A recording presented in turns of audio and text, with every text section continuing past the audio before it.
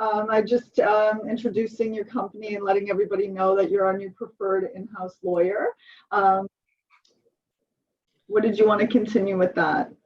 Well, thank you so much, and thank you for having me. And sorry, I just finally got in here, but yeah, no, we are looking forward at My Closing. So My Closing, a little bit of an introduction. My Closing is a real estate arm of the law firm of Anderson St. Clair. Anderson St. Clair has been in existence for over 125 years. So a lot of legal experience, and obviously, as it pertains to real estate, we are now hoping to be your legal partner of choice. And you know, we have built a team of senior law clerks and lawyers that have been in the space for over 25 years and are used to doing high volume transactions and dealing with complicated issues and resolving issues prior to closing. So that said, there's an overlay of technology as well. And we've, you know, interlaced the technology with the resources that we have in terms of the lawyers and the law clerks to make sure that it's a smooth and pleasant process for your clients and for yourselves as well to interact with us. In addition to that, we've created a dedicated line for you guys. We've just posted it on the Facebook page and a dedicated email. So if you want to get in touch with a lawyer to talk through a matter, like whether it be you know, a complicated transaction, even if there's different legal representation, you want a different set of eyes on them, you know, we're happy to look at it. Our lawyer, Danielle Harrison, the line goes right to her. She'll pick up the phone and talk through the matter. So we've been working with a few of the agents so far, and you know, we're looking to do a lot more. And again, not just to be your vendor partner, but your partner, your legal partner on your transactions. So that's what we're here for. That's a little preamble of My Closing. We're here to service you guys and your clients. We're looking forward to the relationship, and you know, once we're out of COVID, you know, I'm looking forward to at least networking with you guys a lot more in your offices and you know, wherever you need us to be. So that's a quick preamble. Is that good enough? That's great. That's great, Ozzy. Thank you so much. We're looking forward to working with you. And again, their contact info and information is all in our closed group. And if you guys have any questions, you let us know. Thanks again. Thank you. Thanks, Valerie. You're welcome, Gina. All right, so we'll get started for the sake of time, guys, because we're at 1:40 right now. So before we go in and have Sue start moderating us with some questions, just to let you guys know, if anyone who doesn't know Chris and I have worked together for 4 years. I'm going to argue and say it's 5, but it's 4. 4.5? 4, yeah, 4.5. 4.5. 4.5 years, or 5.5 years. I started as his executive assistant. It was just Chris, myself, and a buyer agent, and now we're a team of 14, a fully staffed administrative team. And yeah, so I don't know if you want to add to that, Chris, before we get started. No, it's actually it's funny, Val. Before I had any office space, I'd been back in Canada. I was down south. I had my own brokerage investment firm down there for about a decade, and then came back up and was just kind of a solo agent by myself, kind of just really trying to get my life back in order here in Canada, or start trying to build one. And then actually ended up from our office from KW, I think Susan introduced me to Val. She came to my home office, and I was like, I need to hire this woman because she, I think we had a great relationship. And then from there, I'm like, now I got to get some office space. And that's where it all went from. And she's been through the ups and downs and everything. So she's been my right-hand lady for almost 5 years, 4.5 years. It's been great. I hate her. She hates me, but other than that, it's all love. It's true, but it's a good love-hate, right? Yeah, like a sister to me, which is weird. You still have family, you know what I mean? His little sister, by the way, not his older sister. Yeah. I just want to make that clear.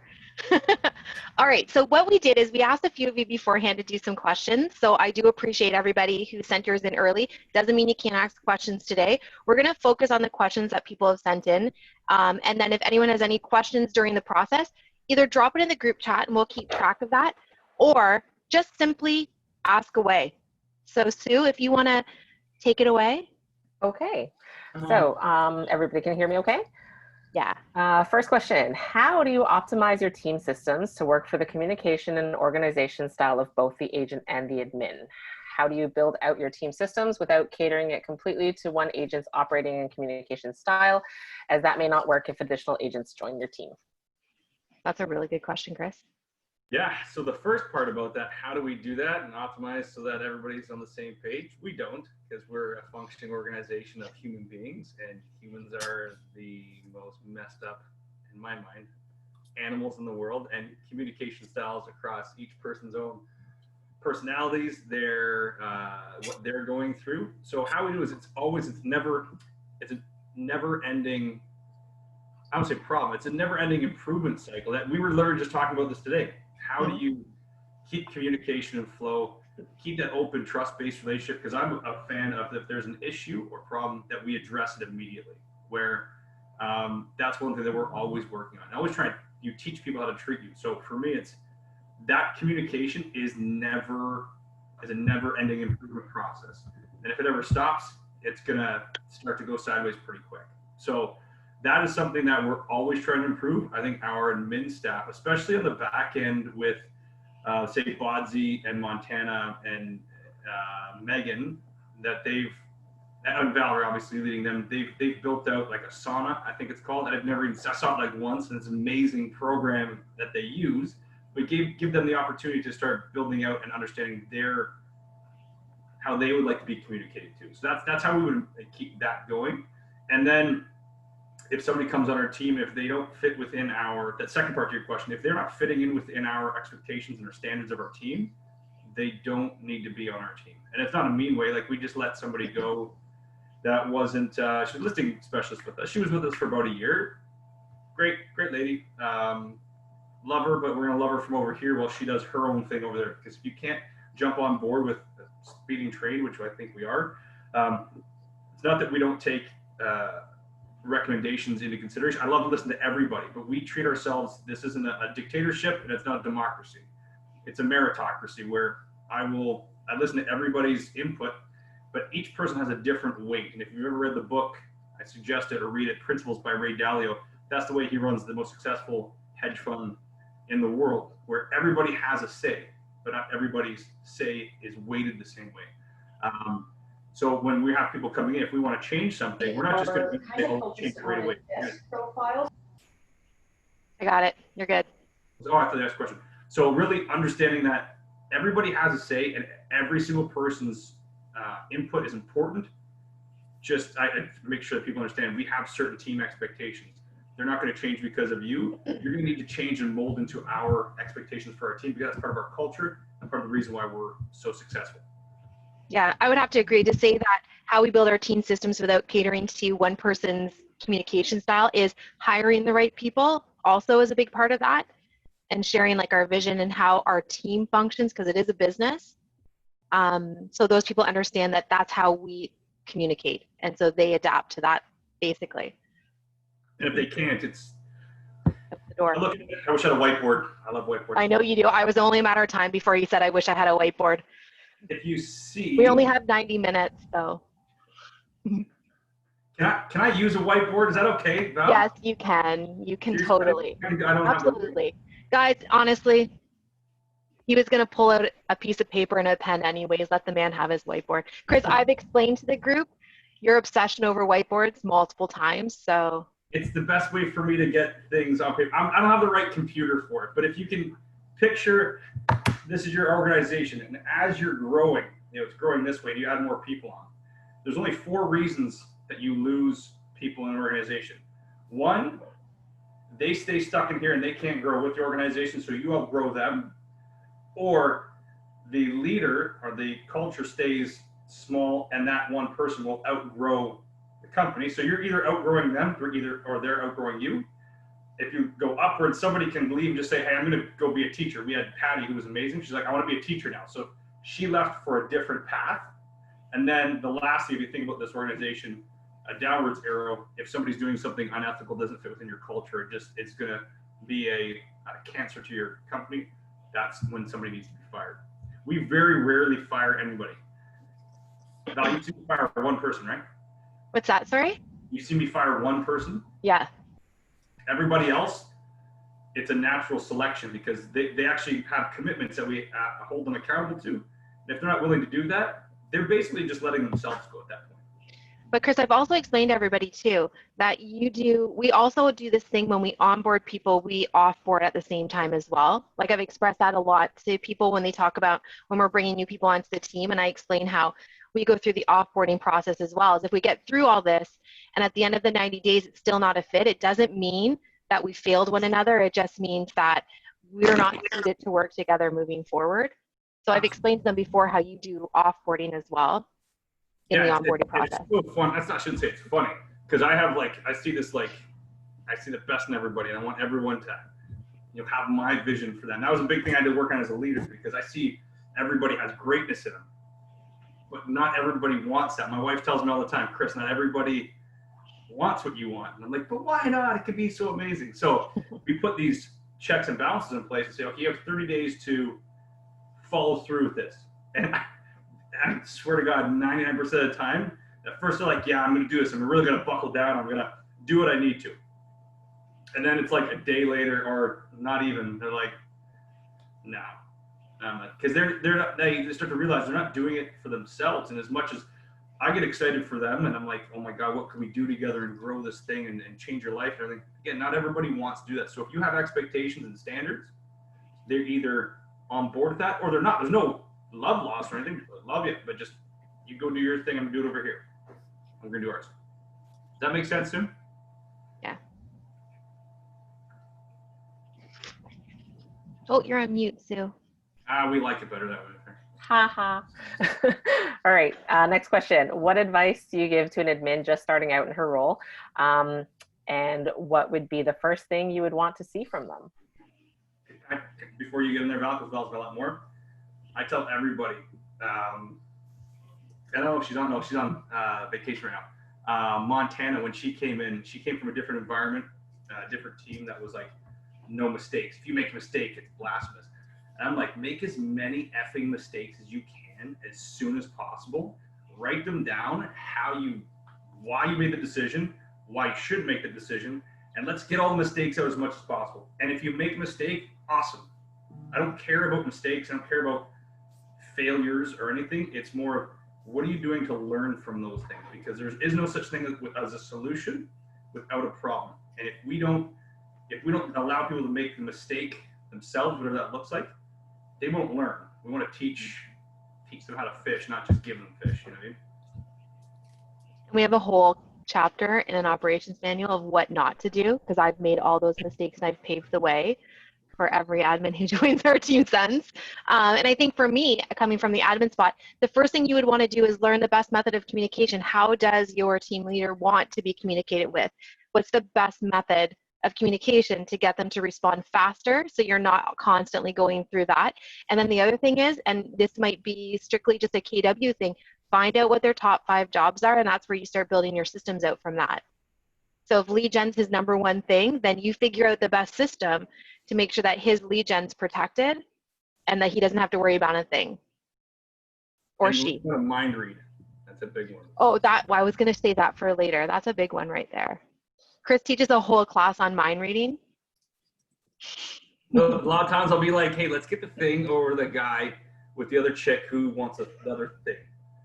And then I'll like leave the room. And I can just imagine the conversations that happen behind that after that. Yeah. Well, I mean, I'm only going to let you imagine about those. So well, here's my thing too. So as for expectations as well, say you're new into a role, and there needs to be guidelines and expectations on your side as well, because obviously you have a boss. Nothing wrong with that, but the boss needs to be aware of how you like to communicate, and if there's an issue, what should be done. That way, if your expectations are set right, you feel more comfortable. And like Val was like, for me, I want everybody to have an opinion, because I don't get, if you don't agree with what I'm saying, I don't care. It's not that I don't care. I would never be offended. I'm like, yeah, tell me. The girls will call me out all the time, like, but sometimes it'll take a little bit longer.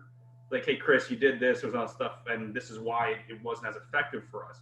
Where I want them to feel open to giving me that feedback, because it makes their jobs and their lives easier. Because sometimes I'll step in and I'll do something thinking I'm trying to help, but they're like, you've ruined everything we're trying to work for. I'm like, And created more work. yeah. And that's the humility and the ego part of it that comes on both ends. If you're worried about what you're saying in your job environment, are you really in the right environment? There's no disrespect to anybody or that's hiring somebody, but you can't help grow and build. Is that really what you want? If you do, that's cool too. That's what we call cul-de-sac talent, which there's people out there, they just want to do as much, tell them what to do and do it. That's awesome. There's people out there that love that thrive off that. That's cool. What I'm looking for is true talent that will push us forward. And again, when I see things like is it okay if I call them the girls? Does anyone have an issue with that? Because a client got mad at me about that. And I said, but they're all girls, and we call ourselves the girls. So anyways, the ladies of our back end office, they've built out all of these systems that I'm just so proud of because I didn't have anything to do with it. We gave them the opportunity to build it out and make it better. So our admin staff did all that without any of my input at all. We saw though that, so for anybody on the agent side of thing is just to know that your admin sees what you're doing daily, sees where their struggles were, sees where your gap was on the things that you couldn't actually accomplish, and that's where we step in and we put the plan, the system in place for that. So that's really how working together kind of works. And eventually they won't need to tell you, you need to do this, this, and this. You'll just know what that next step is and what needs to be done. I think we're good, Sue, for the next question. All right, perfect. Okay, next question is, what is your best method of communication and what happens when your agent won't communicate with you? Chris, this is a big one. You're on mute, by the way. See, this is what we do, guys. We mute him, and then I only communicate. That's your answer. You're still on mute. So you said what's the best method and what else? What is your best method of communication and what happens when your agent won't communicate with you? This is a big one, Chris, for a lot of admins. A lot of us struggle, and your team included in this. Like, there's no perfection here, guys, with this. This is a big struggle for admins. What is the best way to communicate with you? And what happens when the communication breaks down? The best way always is, and I tell Val this, if you ever feel like you can't get a hold of me through, because just to give an example, 464 missed text messages. Oh my God. And so, like, if you can get a hold of me, that's the best way to do it. The way to fix that. What was the last part of the question? What happens when your agent won't communicate with you? Oh, so that's where me and Val will have a strong conversation, and she will say, we need to communicate better. And it really comes down to, Val, I'm going to speak open house here. It comes down to emotion. Like, it's emotional, because if she feels like not that I don't care about her or the communication with that, but if she feels like that, that's a valid point. For me, I'm like, I would say, like, well, no, you know that. However, if you're feeling that, it's validated because she's trying to work hard and do all this stuff. But if she feels like I'm not communicating, you can feel almost left out, or like that unease of non-importance. But that's not the case, because you're trying to do so many different things that I probably just trust her so much that we don't communicate. So I'd say once every 2 months, she'll be like, we need to talk more. And always come back. Always come back to, again, not attacking the problem, addressing the problem right away. Because what happens when you don't, and this is like most people, they don't want to say or like be like naggy, but if you don't address the problem right away, it builds up, and then little things will like set you off. It festers. Yeah, like it festers inside, and then it becomes a bigger thing. Yeah, where I'm the exact, I don't let things fester. I just get out there and I'm like, here's my issue. But and I let things fester sometimes. yes. I think that's pretty common for any agent admin combo. So here, Chris, just to add to that, here's the thing. We don't want to always be communicating with you, because that's not our job. Our job is to be able to take it and go with it. But there are some times that we need you guys in that moment, because it stalls us in our timeline and making us look efficient in our role. Yeah. So what I do, guys, is I always text Chris first. And I think Chris now knows if I send a text saying, can we talk for 5 minutes, that he knows on the other end of things, because there's no smiley faces. I don't have time for the smiley face. I actually do need you. And I think Chris is very quick with let's talk right now. And he's able to like identify that. I think you guys have to figure out what's your breaking point, right, for communication. And we always go back to one-on-ones. Chris and I have one-on-one every Friday at 8:30. We should probably do it again, like more so. Like we should probably have another 31 in the middle of the week sometime too. They're not trying to communicate with us. They just got 1,000 things and they put the trust in us to just do all the other stuff. So it's a tough call. Yeah. It's always coming back to it. Now, has anyone here read the book, 5 Love Languages? Okay. Have you also taken that book with your team lead or your boss, whoever, and given it to them and say, hey, can we read this together over the next week and a half? That's a good idea. Because that's probably especially if it's for, I don't care, I'll say it, men are usually oblivious to how other people communicate and how, especially if it is a woman on the other side, women and men, everybody handles and communicates differently. But if you understand that person's communication and what they're really looking for and how they communicate at a higher level, that love language can be used for your spouse, your friends, your kids, for your coworkers, for everybody, because you get to communicate at a higher level. And then I would read that, and then probably Rocket Fuel as well, which is basically you read it together.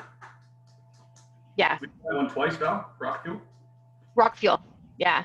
That was the very first book that Chris gave me when I started and had me read. And it's one that, you have to read a couple times to really understand it. You can't just read. Here's the thing when you're starting, if anyone's new to a role here too, giving them that book or any training you go to, you're not going to understand it fully. It's not going to make sense. But Chris and I reread it, I don't know, maybe a year later. I can't remember. You had me reread it again. And it was like, oh, this, like, I get it.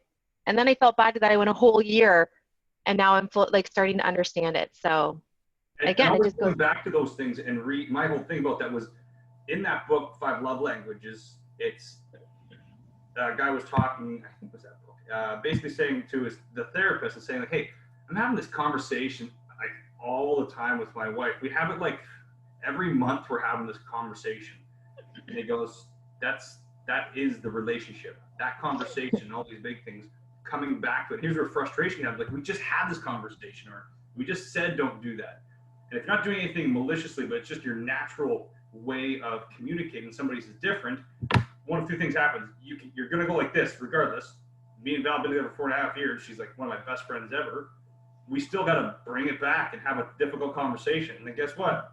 It's going to get fucked up again. And you got to keep bringing it back. So that is the relationship, whether it's your boss, your spouse, your kids, whatever it may be. And no man has ever entered the same river twice, because it's not the same river. It's not the same man. So rereading those books, I have about a list of 10 or 12 books I read at least once a year, because you're a different person. Your perspective is different. Your experiences are different. So you get to take from the most brilliant minds in the world that put this stuff on paper. And each time you read it, you're a different person. So you're going to internalize it in a different way. And I think with any agents on this call or any admins who are going to play this video later for their agents, the first thing that you guys should do is set up a 30-minute one-on-one weekly. Like, you guys both deserve that 30 minutes to kind of connect. It should be more as you grow, but definitely that 30 minutes, and whatever you guys choose to do it, tailor it to what kind of relationship you guys have and for the team. But you should be working on that, hands down. And it should go unmissed. You should never miss that, because that's where the communication starts to break down. Yeah. All right. Okay, next question. Chris, do you ever discuss Valerie's goals or just yours and the team's? Is an admin's goal important to the agent? Oh, that's a good question. Very good goal. And I'd like to be able to push Valerie as much as possible and never hold her back. We have this conversation all the time. First few times we had it, I think Val got a little bit upset about it, because I'm like, hey. Thought he was trying to get rid of me. Yeah. Honestly, that's what you thought, right? Yeah, I still do sometimes when you do that. Depends how I'm feeling that day. I'm gonna love you, Val, but like over here, and it'll be okay. Come on. No, I'm just kidding. He didn't say that.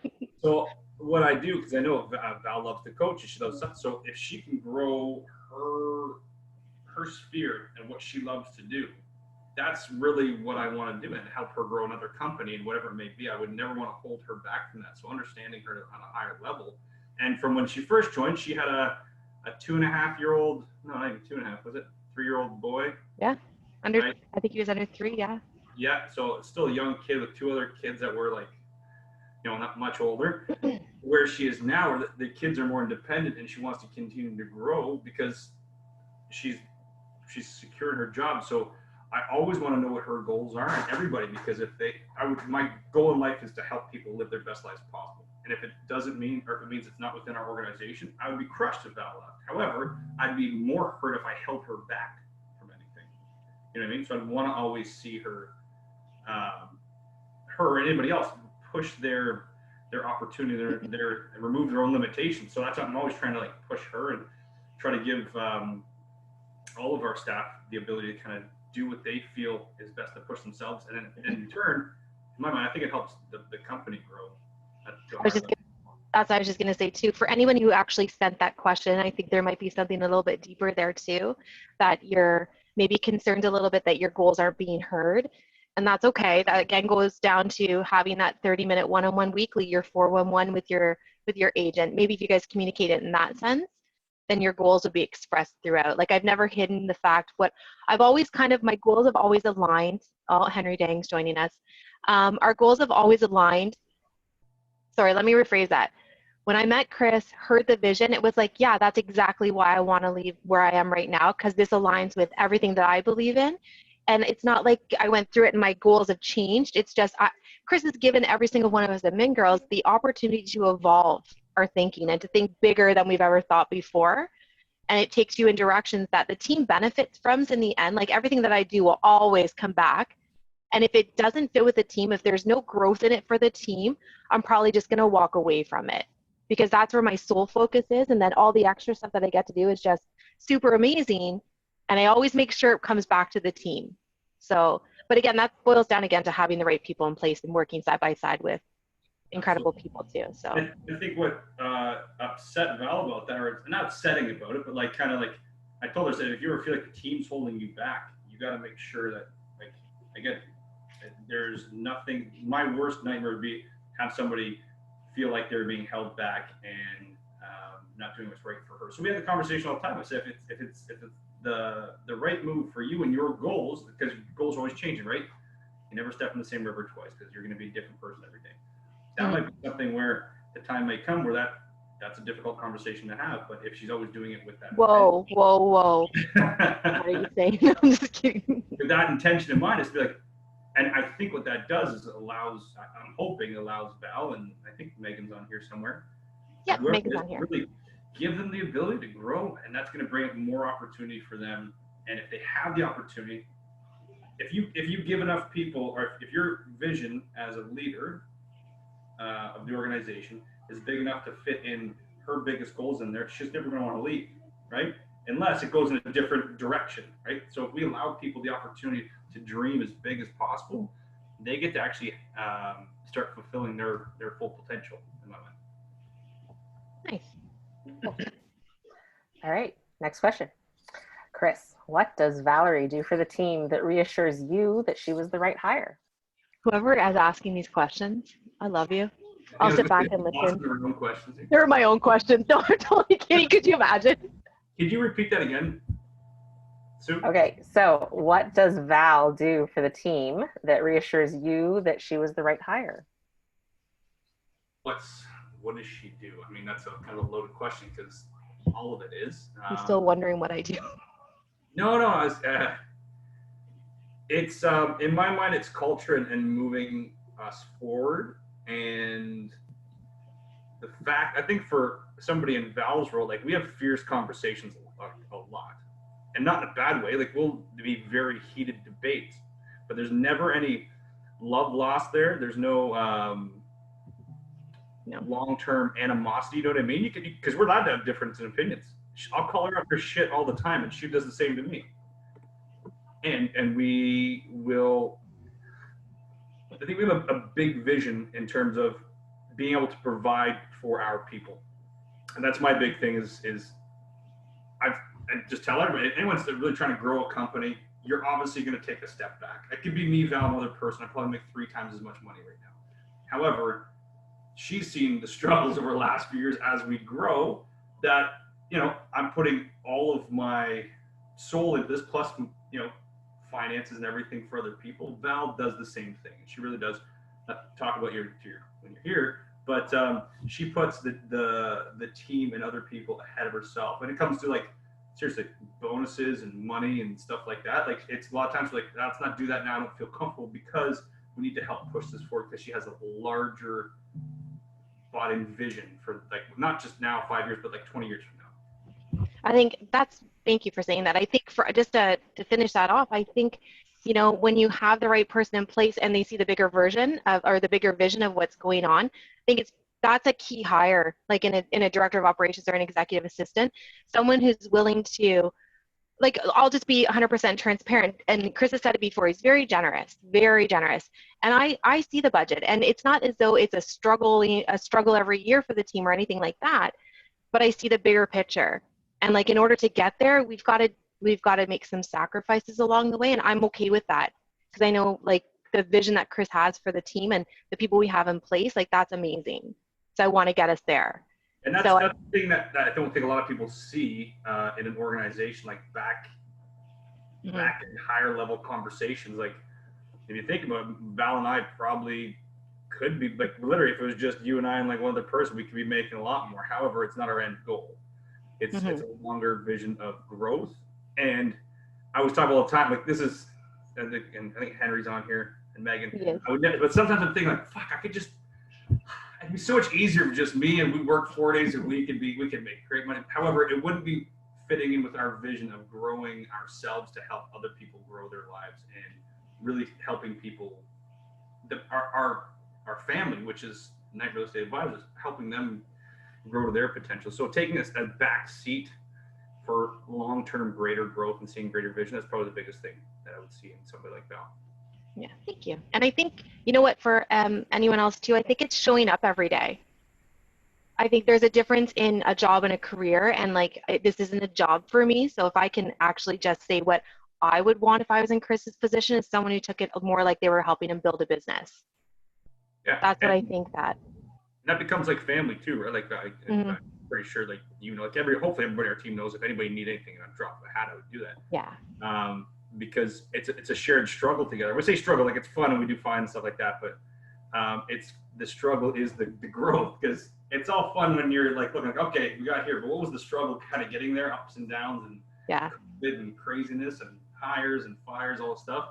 Again, showing up through all those ups and downs, because we've had tough times, right? Like we've had some rough patches there, but not again, it's a mutual respect thing. So. That's a long answer to a short question. Those are good questions, though. They are good questions. Okay, so next question. What system is the most important to you, Chris, and why?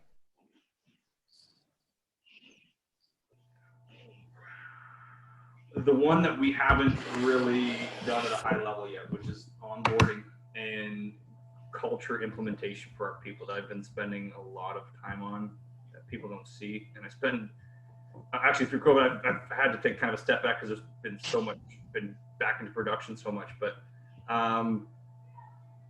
onboarding and culture for me. And we did this with our last few hires at a little bit higher level, and really when you join like our family, like it's like any organization, I'm sure everybody's the same way. Like this is our family. We're letting you into our family unit here. And if it's not right, don't move forward with it. So our 30, 60, 90, our onboarding really is, in my mind, it's gotten a ton better. But when we don't follow it, we just let somebody go. Because she went from an ISA role, again, great lady, ISA role, and then she went into a listing role because we were so busy. And I'm like, oh my God, thank you. Just take something off my plate, right? But we didn't have the accountability. So we just filled a need, basically, without really. That for me, in terms of our system, and then also our KISS system, which is Knight Integrated Success system. That for me, when I put all that together, and again, I'm not smart in saying, I made all this stuff up. I stole 99% of it. I added my own touches to it, but literally was integrating everything together for our salespeople to say, this is how you be successful. And it's wild how easy it can be if you're focused. There's so much stuff within that, but just basically a map. It's bigger than just your 5 or 6 jobs. It's everything else and how to get there. So the biggest thing to that onboarding and understanding what is the most important thing that our people can be doing. Yeah. There's so many important things though, like within all of that, like CRM, our culture, scripts, pricing model, all kinds of stuff. But I'd say that the biggest thing is definitely onboarding. We've never done that at a high level. We've been very fortunate when I bring people on. They're just so excited. Like we don't go hire people. You know, we don't ever go recruit. Like over COVID, I had like 25 people saying, "Are you guys hiring?" And like, possibly, let's do it afterwards because I want to do it the right way. So maybe limiting on my end, but I also want to make sure it's done the correct way. No. All right, Val, question for you. How did you originally get Chris to hand over the control or let it go? Actually, this might not be the best answer for everybody because when I walked in, Chris needed an admin. Like he had reached a point in his career where he could not do this. He had a buyer agent. So for me to get control was really simple because he couldn't focus on that stuff. He needed somebody to do it. So I was really fortunate to walk into somebody who understood the importance of having someone like me in that role. So I was lucky. So, but here's the other thing, and Chris, because I know you're listening. What was the question again, Sue, the last part? Just how did you get him to hand over control or let it go? So Chris, now as we've grown though, here's the thing. So anyone who starts out and is in the position where I was, where I just had somebody who gave it over and was like, do this for me, please. I'm going to go do this. You got this. Chris is really good about that. As we grew, Chris really enjoys building the systems. He really enjoys implementing things. He loves his whiteboards. He loves his charts. He loves his Excel sheets.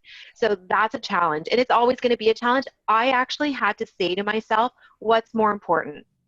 You know, Chris stepped out of production a while back, and so it's an identity thing for him. It's because how many times have I said, stop doing my job, and I don't know what my job is anymore because like we're doing it together.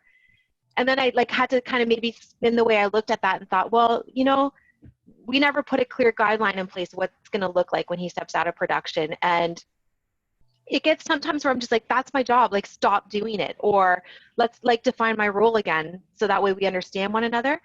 So I think as you grow, you're going to have to start having those conversations every step of the way in like, this is what I'm going to do. And if you don't give me control, then you're not going to be focused on this. That's not going to get done. And it's having them see like what the future looks like if they don't give you that control.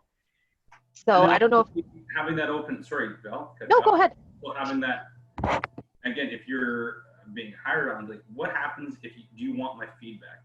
Because we no names or anything here, but I saw other team leads that I learned from what I didn't want to do, which again, I've learned most things in my life from people of how I didn't want to treat other people, or like that was the best way to learn in my mind. Like I just don't want that. Let them make mistakes and I'll just kind of feed off of them. Not allowing them to make that mistake and like, or hold them accountable. Cause like Val, tell me, and sometimes I gotta get it out of her, right? Cause it's the difference between she'd rather bottle up. I'm like, tell me, right? What's wrong?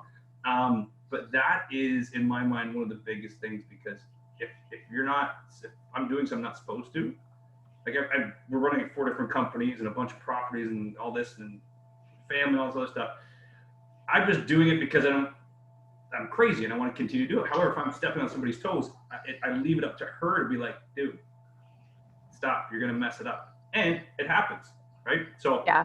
Always, again, you're going to be doing this, got to bring it back. So having difficult conversations, if your employer isn't willing to have difficult conversations, it will be an unenjoyable experience. If you are not willing to have the uncomfortable conversations, we talked about this morning, Val, if you're not willing to have those, you will start to resent that person, and it will be, and you won't even know why, and you'll start to not like your job. And in my mind, like I love this. That's like why I live and breathe along with my family, because in my mind, we get to grow every day. And if you're not willing to do that, those are hard conversations. So to make sure your person, whoever you're working with, is allowing you to do your job. If not, they're holding you back from opportunity. Great. Okay, next question. When hiring, who decides in what order to build the team and how? Example, marketing person, then listing specialist, then client specialist, or vice versa. Or having grown a team, do you personally feel it is better to expand one aspect over the other when starting to grow? Do you want to handle this one, Chris? Yeah, so Peggy Hill, sorry guys, smash my elbow.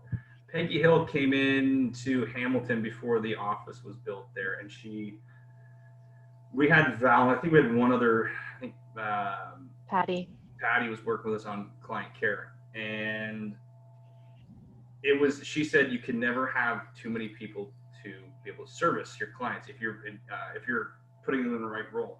And so when a good friend of mine who used to be with us, actually a business partner of mine, Alex Powell, was with us. He was our lead listing specialist for about a year. He was concerned because we had too many admin staff. And that's when we hired on Shannon Bodner, and because I was pursuing her for like 3 years to come work with us, and then she finally did. I'm like, I don't care, we're just gonna have a place for you, because in my mind, if you have talent, you need to find a place for them because they're gonna help you grow, which she has incredibly well. Now, there's just a difference of opinion between myself and Alex. We take someone like Alex who's like, there's too many people there, it doesn't make sense. Why do you need all these people? And for me, it's like, if you have a fishbowl, it's this big, your fish is only get this big. But if you have systems model people, it's this big, you're gonna be able to grow into that eventually. So I always look for, and Val, correct me if I'm wrong, is we don't want to hire people based on a need, because every time we've hired based on a need, I wouldn't say like it didn't always work out, but we didn't optimize we didn't have a bench of people waiting to be able to put into that role. So whenever we're looking at where do we go to first, I like to say, like, where are we going to be in a year from now? If we have our business, we double it, what are we going to need? Are we going to need an assistant for our listing manager? Which I think that might be one of our next hires, might be a VA or something like that, especially this work from home.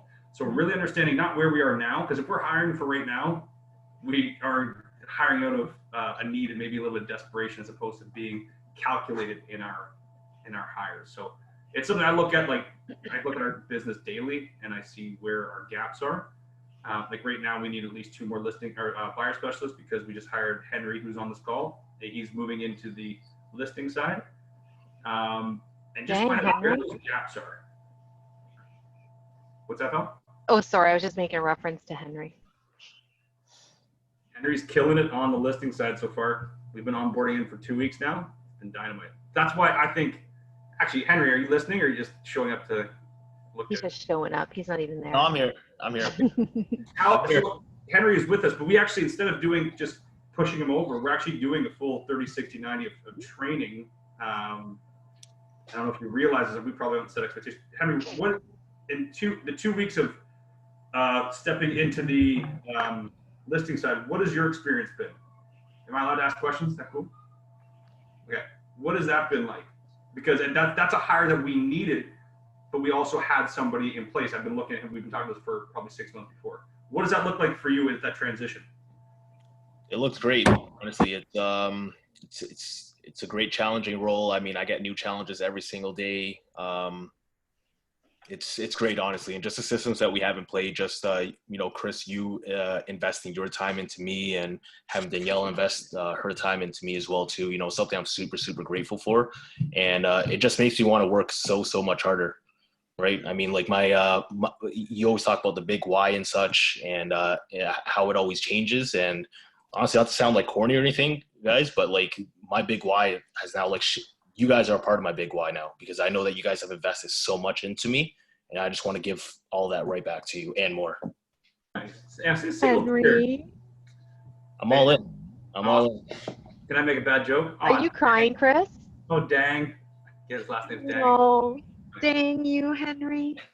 So but I appreciate that, Henry, because and we've been doing this for almost 4 years now, growing this team. We've had some really good success, obviously been awesome, but I've messed up a ton, right? So that question of, like, who do you hire and what, find out where because we can continue to go, just myself and Danielle, I step back into production a ton, but what are we going to need if we want to, double our business by the end of the year?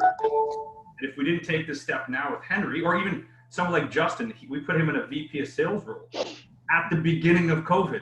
Like it literally started. Day one, day one. He was like, "Do we still do this?" I'm like, "Absolutely," because if we don't, it's gonna be that there's never gonna be a right time. There's never a new normal. This is the normal. Really finding out where you want to be in a year, 2 years, 3 years from now, and then having a projection of what your organizational chart would look like. So understanding where you're going to and hiring to where you're going, almost like hockey. You don't pass to where the person is, you pass to where the person's going to. Mm-hmm. Again, long answer for a short So question. Chris, just before Sue asks you the next question, we do have the side question that kind of tags along with this. What are the top qualities and priorities to choose in a co-partner agent when deciding to work as a team? So I guess what would be the top qualities we look for? I hate, if anyone knows me, I hate ego and people are not accountable. I thought you were going to say, I hate everybody. I was like, whoa, where are you going with this? No, here's my thing. If you want to be, surround yourself with leaders, and this is a hard thing. And we've had this conversation before. It's not just you; it's every single person. Actually, we were supposed to have at 9 o'clock yesterday morning. I was supposed to have Henry at our office with 3 of our other agents coming at 9 o'clock, and we're just starting to open up now. Coming at our 8:30, so they can prepare. He was going to do a listing presentation for our people, VP of Buyer Sales, our other listing specialist, and Shannon, who has twins at home. They were at the office waiting, and we're all like, Henry, where the hell are you? I'm texting him. He's like, man, I'm just in the shower. I didn't know. I thought we were doing it after our little get together today. And I looked, and I made the realization I didn't add him into the calendar, so he didn't even know. And that's one of those things where I was almost like, you know what I mean, where you don't want to take accountability, responsibility. And I was like, that sucks. That's my fault. I brought everybody here. And you apologize to everybody, whether you're the boss or the lowest level down or whatever it is. The more you take responsibility for your life and full extreme accountability, because some people don't like when I say this, but everything in your life is your fault. Everything, whether you like it or not. And the good things are easy to say, like, yeah, it was me, awesome. All the shitty things, whether it's your health, your relationship, your business, anything at all, whatever you want to do, everything that's happened in your life is your fault. And if you have somebody that puts their ego aside and they say, okay, I know that I need to get better in this, and they take full accountability, that's the one thing. Accountability, no ego, and learning based. Because I find people that have, everybody has an ego, but if you can remove your ego, you always understand that you're never going to be perfect. You're never going to be the best in anything. There's always going to be someone that's better than you at something, and because each part of your life is a different facet. So anytime you think you're the best, I go back to hockey. Wayne Gretzky used to be the best hockey player in the world, right? He's definitely, I don't even know if he's skated for the last 20 years, right? So each day, if you're not trying to get better, you're not going to be able to hold each other accountable. So that would be my things right there. Especially the accountability, though, man. If you're not willing to take accountability for yourself, how are you supposed to lead others in there and hold them accountable? Okay. Next question. We often hear how success motivated someone to do better. Tell us of a time while growing the team that you failed forward and now realize that it was perhaps a positive turning point. What changes, if any, did you implement after you failed forward, or what challenge did you overcome to learn from it? Good question. You want like a really deep, like vulnerable answer, or just like a Well, normal? we've got 30 minutes, so how deep can you go? So, here's my thing. You're welcome, sweetheart. Guntu Pali. Did I get that right? He just left. He's so. No, so in 2018, so I had pulmonary embolisms at the end of 2017. If anybody knows what it is, it's blood clots in your lungs. So I moved back to Canada, and I lived this unreal life up to that part, because I struggled like crazy. I was broke off my ass in Texas, and then we owned a bunch of shopping centers, and we did really well. So when we came back, there was a stretch of my life for like 5-6 years. I went to my wife every day. I'm like, what? Something bad's gotta happen. Like, this is just like silly. Like how great and how fortunate I feel our lives are. And because everything was going awesome, like we had this beautiful family, like great business, and we're growing, and all these accolades and all this awesome stuff. And then in 2017, I had my first pulmonary embolism, which was, I didn't realize it. I was like so scared. I'd never been scared of dying, but then I was scared about like my health. Anyways, so at the end of 2017, I took a lot of time off, and I think I hadn't set our team up, our systems up, or accountability up in a way where I could step away. Still haven't. And I think that's what happens to a lot of teams, is they step away too quickly. Or if they do step away, they don't inspect what they expect.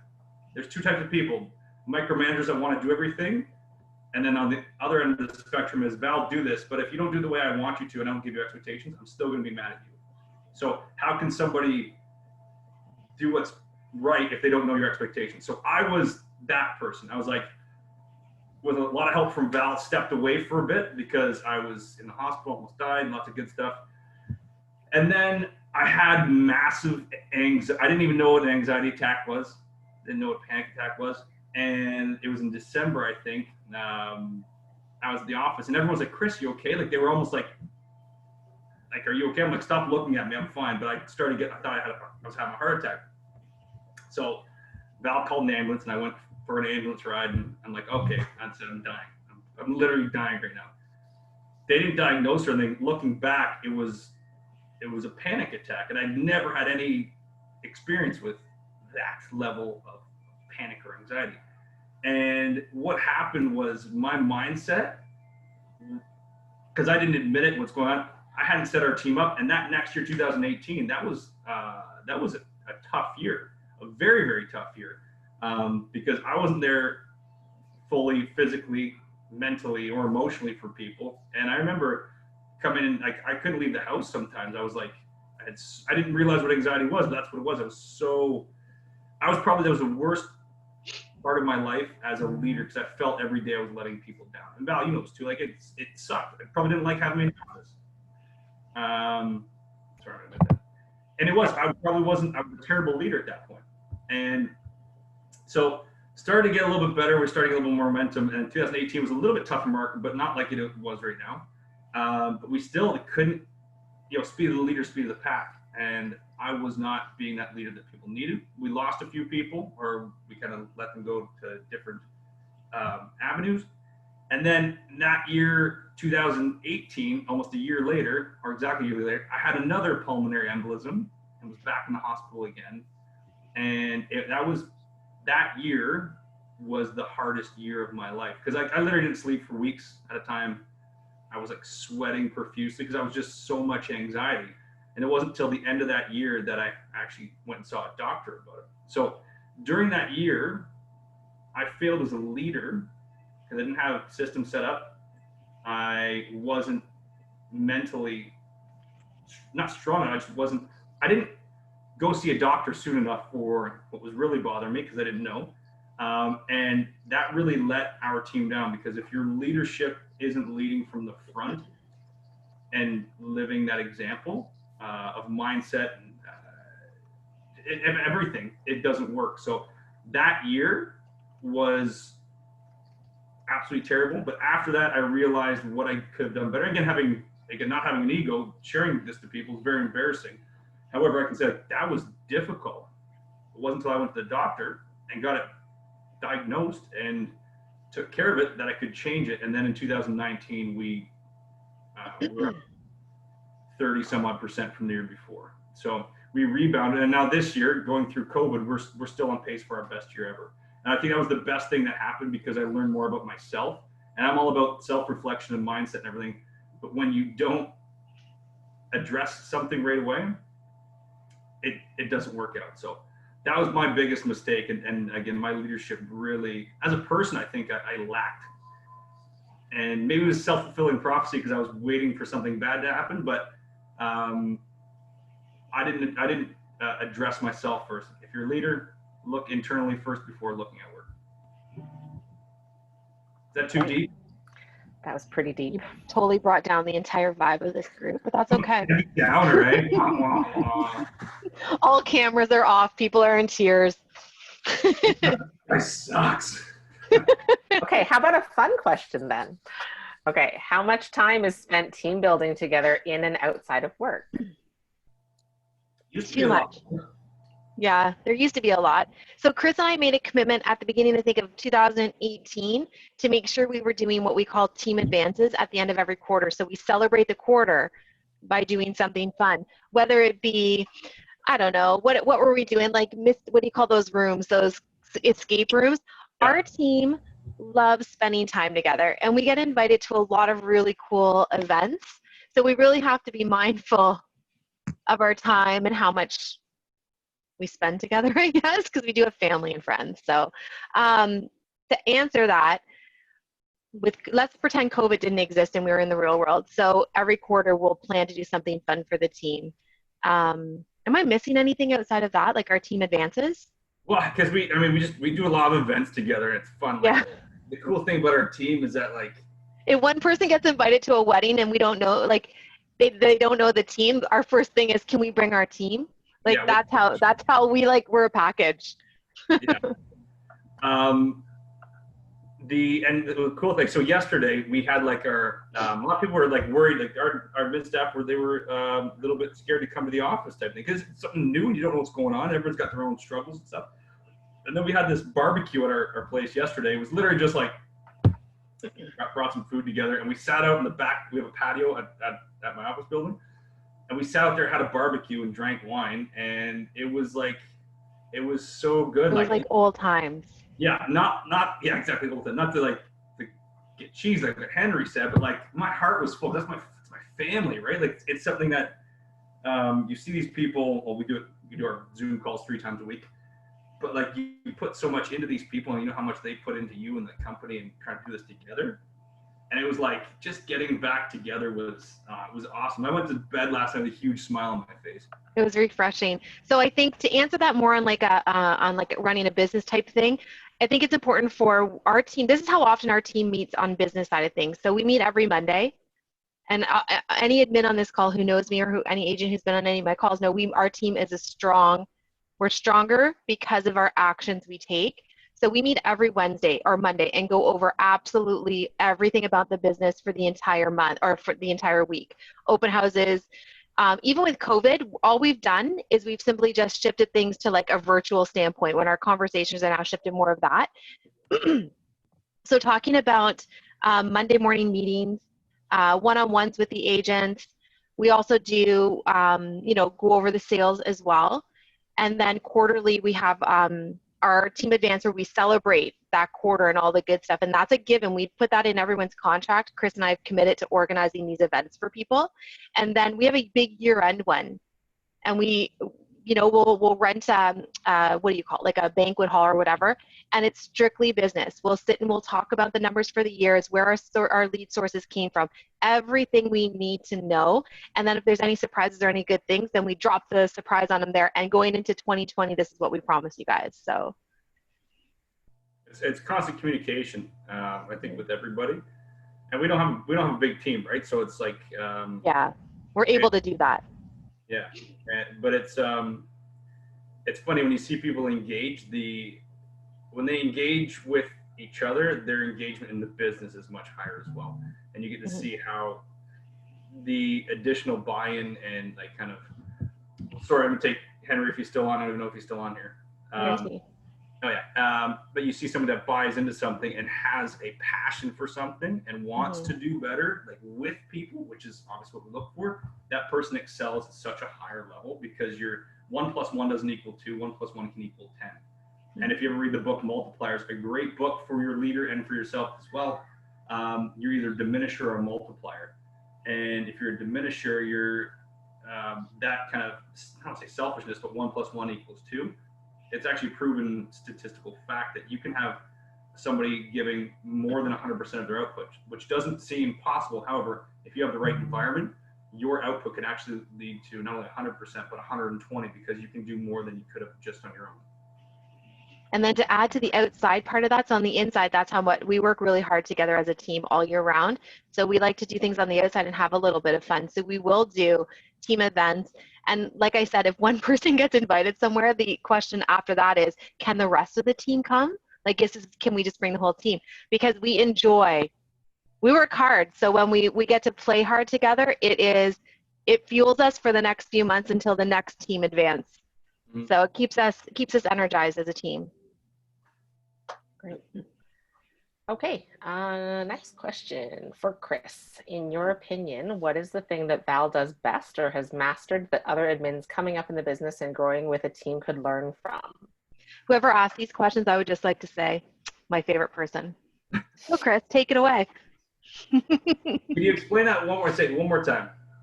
In your opinion, what is the thing that Val does best or has mastered that other admins coming up in the business and growing with a team could learn from? What does she need to teach people? Very similar to what I kind of said before, is that understanding the vision.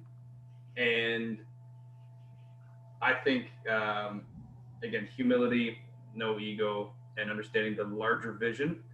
And sometimes it's hard because you put yourself before an organization and the organization tends to falter.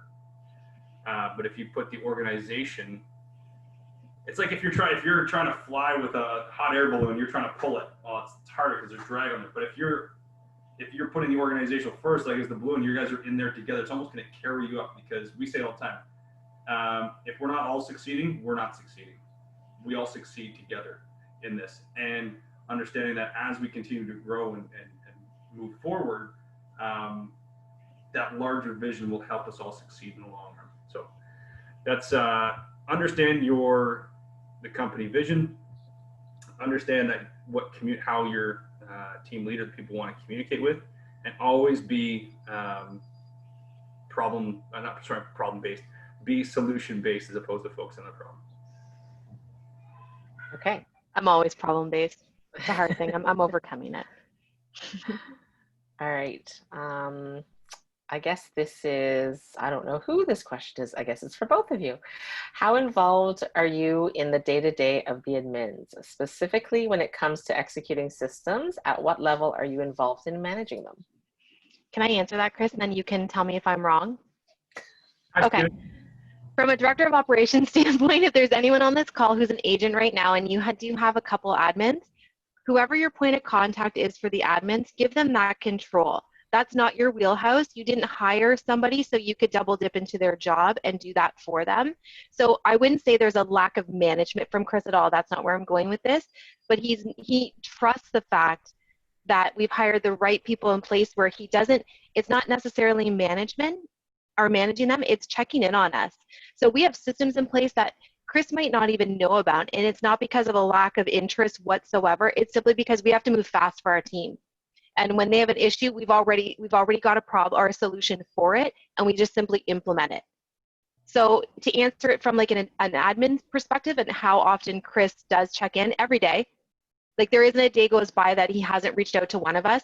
I mean, the middle of the night we get text messages, guys. Like, there's no boundaries. No, I'm just kidding. It's not a bad thing. It's like constant ideas. And so we wake up in the morning, we could have 13 text messages like, okay, I get it. Yeah, that's right.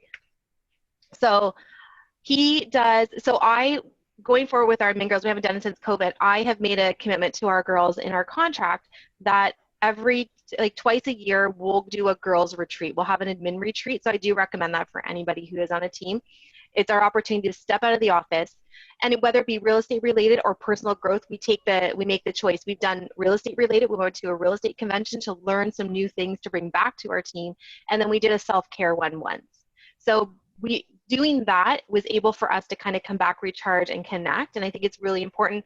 And Chris didn't even blink an eye at it. He's like, yeah, do it. Like whatever you guys want to do. That was awesome. We sent you guys to California twice or 3 times, I think. Yeah, for the Perfect Real Estate, of course. So when I first started, I think I've been there myself. I don't know if it's 4 times and then an online one, I'm not really sure, but Chris is fully invested. And if there's agents on here with an admin or you're hiring, you have to be fully all in this. And I know sometimes it'll be a struggle with, you're thinking budget and whatnot. It's really purely an investment. And I think Chris and I are living proof that the investment you put in 4 years ago has paid out tenfold. I mean, sometimes you might argue me on that, but if you look at it, where we've come, because he's given the 4 of us this opportunity to be in our role together. Does that make sense? And then Chris, if you want to add on that, like your type of style in it. Yeah, I'm still in production, right? So I touch base with the girls all the time. Like, and then like with Megan, I'll give her jobs for marketing. I don't manage to say, hey, do this, show me. If I don't like it, do it again. Like again, not that I don't have a filter. I'm not gonna be mean about it. But like, that's not what I'm looking for.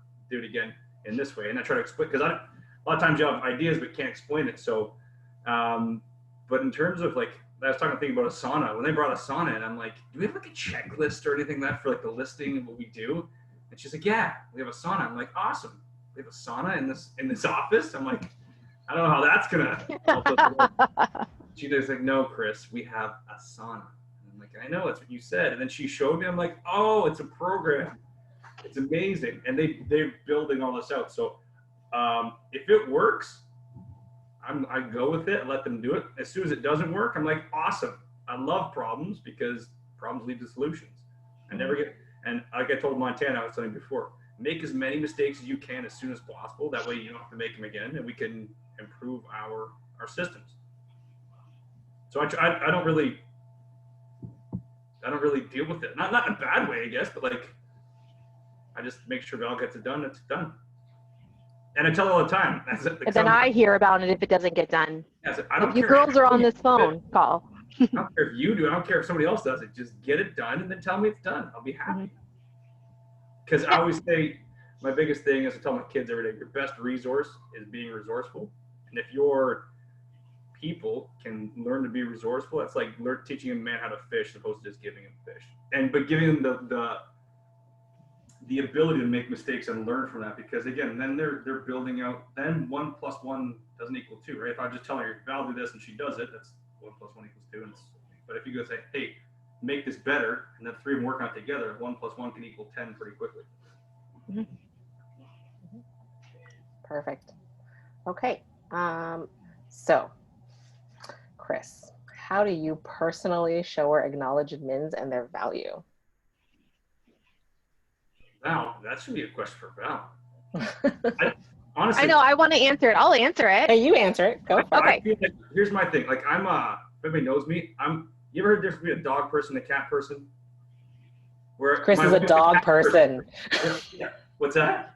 Chris, you're a dog person. I'm a dog. Like, I would actually like to hear this analogy play out. Like, I'm not sure where you're going with this. I'm gonna come over to you so you can scratch my butt. Where my wife, she's like, I'll come to you when I'm ready, right? So like, I always feel like I'm not doing enough to show appreciation for everybody in my life, and I can be. Like, I'm a cheesy guy. You know what I mean? I'm like, I tell her I love her all, like the Val said, I love you. It can be awkward sometimes, like how cheesy he is. But so, I just try to acknowledge as much as possible. Say thank you, and I mean, I try like on birthdays give flowers. Like I don't know if I do enough. Val, you can be fully open. I'll answer this. So Megan, don't take offense to what I'm about to say.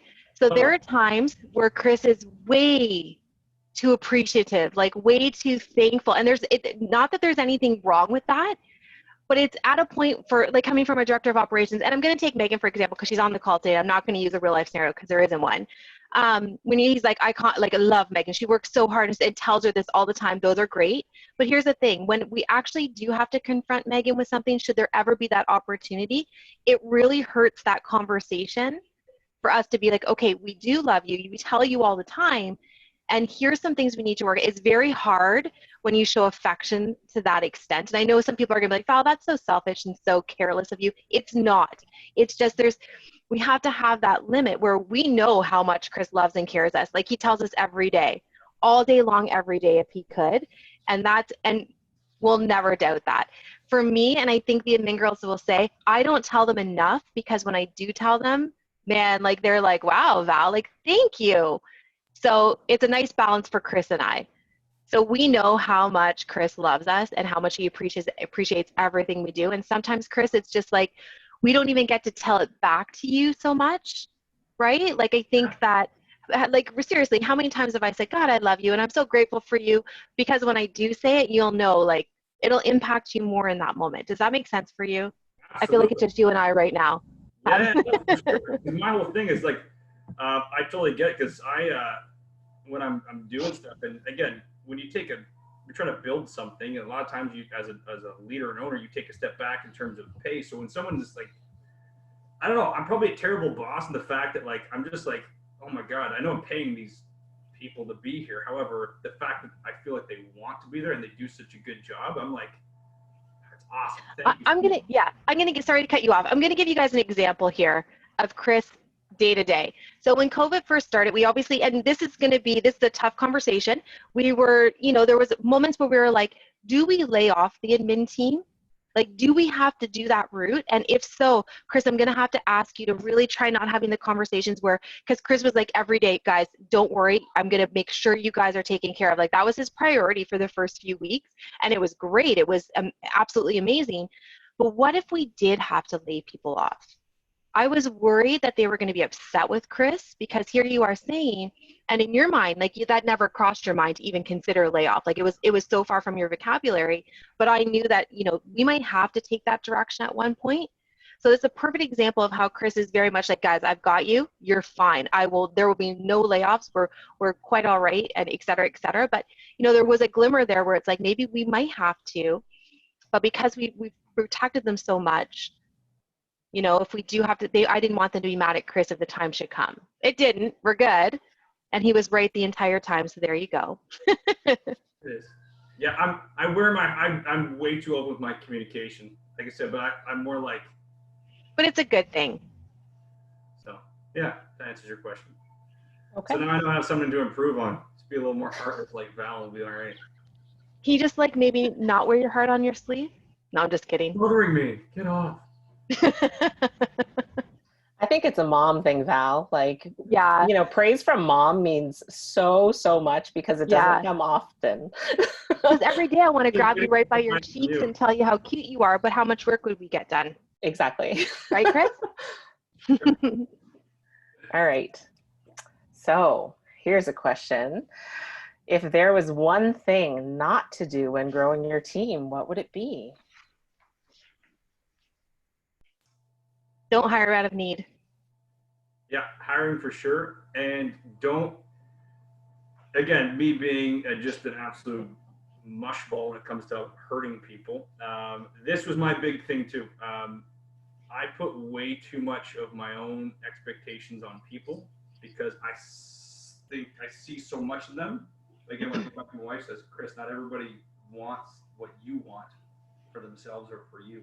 So being able to understand that about people and understanding their personal goals and objectives and allowing them to do what they need to get what they want, not what you see in them. And that was the hardest thing for me, because I'll push people as much as possible. I think everyone has unlimited potential. However, they have to be the ones to take it. And I took that like personally. When I'd see somebody like not doing what I could see was in them, that was the hardest thing. Really, is to be like, you have so much more. Don't be disappointed on that. Understand that that's not you. That was me putting my own beliefs on them. So Steven says bye. Oh. Thanks for jumping on. So I'm gonna counteract that for you though for a minute, Chris, because when you hired all of us, you didn't hire us to fill like these expectations. We all know those expectations of you. So I think, on the flip side of that, it's not that you have high expectations, you're pushing us to keep coming up to your level, which honestly, there's zero wrong with that. I think every agent should be doing that to their admin. And in return though, from an admin perspective is, remember like when we're not doing it in that 15 seconds that you like it done in that moment, it's because we're focused on all the other stuff that you've created for us as well, or all the other stuff our teammates have created. I know you don't care. But I think like, it's not that there's a lack of us not, like not living up to your expectations because they're super high. I think that don't take that away from us or from you. It's just give us the opportunity to do it. For sure. And without 15 seconds. Yeah. The last thing I'll say too is I know a lot of teams, part of a lot of like kind of mastermind groups, everything, being undercapitalized as a company that kills isn't anything else. If you have one bad month, are you done? The reason why I told Val, this is how I run my business. I rarely pay myself out of that business. And when I do, I gotta be like, Val, I need to pay myself, right? Because I gotta buy groceries or something. Like every few months, I gotta feed my kids. Yeah. My wife wants to feed the kids. but being so personally, I'm overcapitalized and I have access to a lot more money than most probably business owners, which gives me a little bit more um, strength, I guess, when making those uh, having those conversations with people. Like, I won't let you go, because there was times in 2018 where we went down a bit. Well, I had to use my own personal funds to fund our business, which is fine, because just like in any business, you have investors, you need to create some cash flow, whatever it is. So one thing I can say is, if I wasn't overly capitalized, if I was over leveraged, it would have been very, very difficult, and we wouldn't have been able to continue to grow. So our whole thing for this, like, I don't care about COVID, we're going to keep pushing forward. And I think because of my confidence in own personal capitalization or finances, we were able to push everybody forward and not really take our foot off the gas in anything. We're still paying, luckily I own the building we're in, so we still pay the rent that we're in there. We don't have to worry about that.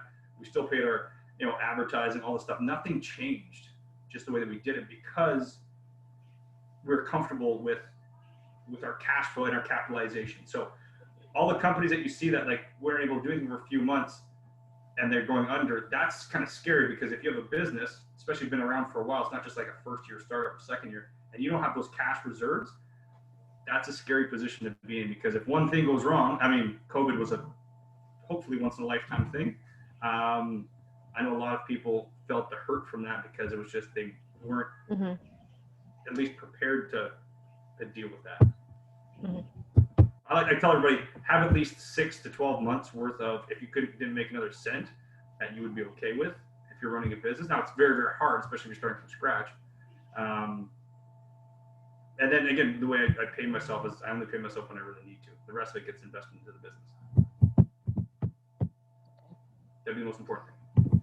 All right. So there was a couple of additional questions here that weren't submitted before this. Was that second page? Yeah. So the second page. So I'm just kind of going to pick the ones that I think are the most important here. So one of the first one, like, let's try to keep this under like 3 minutes so we can move on to another one, because I think it's important. So how did you change your mindset to business partners from more of a, boss employee kind of relationship? I think that's super important to just touch on. You want the honest, again, truthful thing, vulnerability, the lack of self-confidence, and you want people to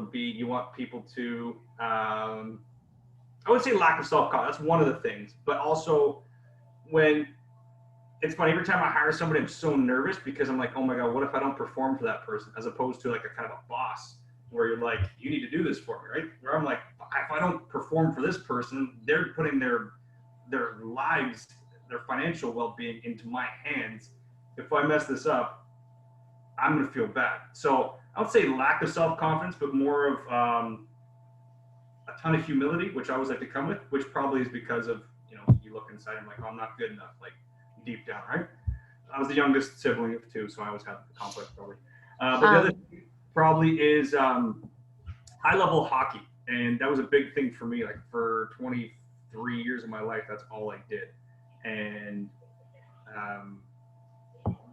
so I always bring it back to hockey. If you look at the NHL playoffs, and if you look at what happens in, usually the later rounds of the playoffs, you'll see these guys that are third, fourth liners, like the grinders, the people that are like this, what I was, like good locker room guy, good guy, will do anything, will go down for a puck, will fight the biggest guy, do whatever they can.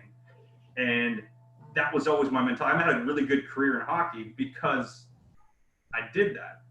And that actually wins championships. You can have a team of superstars, but if not willing to go to battle and lay down in front of, shots and like really sacrifice, that's not going to win you a championship. That'll get you lots of, goals and assists and, maybe win the points race during the regular season. But when it comes down to the difficult times, it's the people of the organization that are filled with people that aren't like, you're better than me. You go shoulder to shoulder into battle, so to speak. And that's how I want to approach it. I tell Val all the time, she's a boss just as much as I am. Like, I may have final say, or Megan, she's still on here. You have ownership in this company, because as we get bigger and better and become more profitable, guess what? We all do, right? So that's probably my mindset's always been like that, especially from playing team sports at a really high level. What about And you, I was, Val? I was a third liner that made it way further than I should have in hockey. So because of Okay. And just, Val?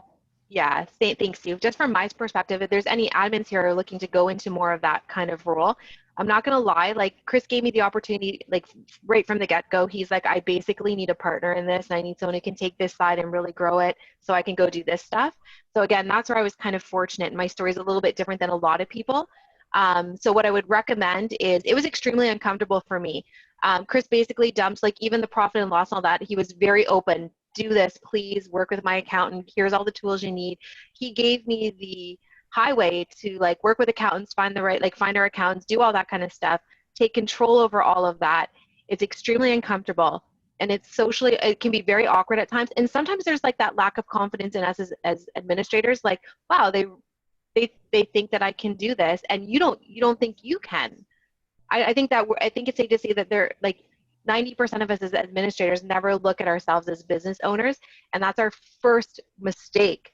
We're hired and we're creating a career out of this role, and I say, like, take it, go with it, find another admin who's strong in it, learn from them, so you don't have to go back and forth with your agent. And if your opportunity is growth, if that's what you want, if you want to become that partner, then I say have the conversation right off the bat, ask them what they need from you, and then just take it and go. That's all you have to do. Figure out what they need and just go and don't look back. Awesome. Okay, so last question. We have, I think this one is probably a great one to end on. It's about career visioning. And for those of you who aren't familiar with what that is, it's basically the whole HR hiring, when to hire, who to hire process that KW teaches. So the question is, how often do you do career visioning? How many times have we gone? twice, and you guys are going again. I should probably. You are too. Am I okay? You're going to. I'm going to. So it'll be our third time going. I think it's really important. The first time I went, I'll be honest, I didn't understand why we had to do the process quite so extravagant.